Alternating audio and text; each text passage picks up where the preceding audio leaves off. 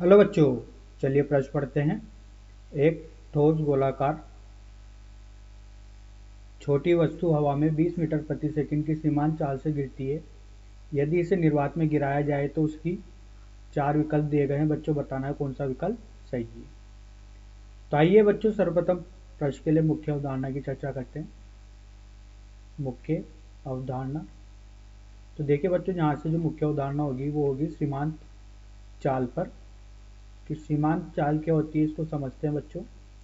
तो देखिए बच्चों, अगर कोई वस्तु है और बच्चों इसको नीचे गिराया जाता है तो इसका भार mg नीचे लगेगा, क्योंकि इसका गुरुत्वीय त्वरण g बच्चों नीचे की ओर है। अब बच्चों जैसे जैसे ये नीचे गिरता जाएगा तो इसके वेग का मान बढ़ता जाएगा, क्योंकि बच्चों ये गुरुत्वीय त्वरण की दिशा में गिर रहा है।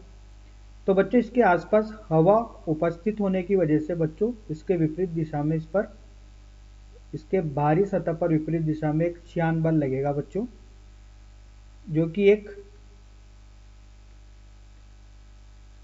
मंदक का कार्य करेगा बच्चों, प्रतिरोध की तरह कार्य करेगा बच्चों ये बल।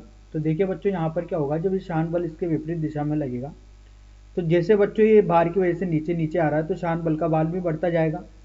एक स्थिति ऐसी आएगी बच्चों जहाँ पर शान बल किसके बराबर हो जाएगा, भार के बराबर हो जाएगा। ठीक है।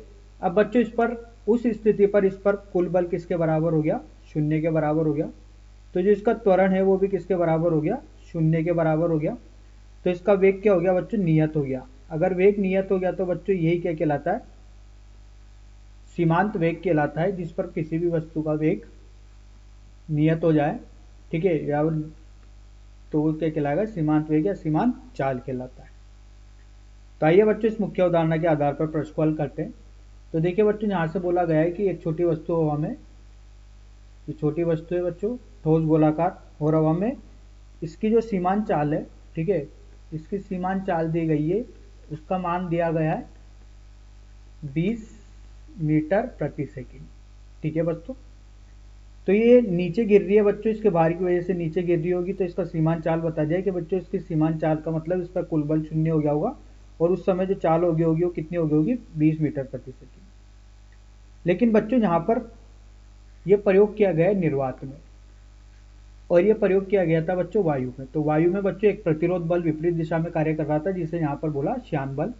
ठीक है।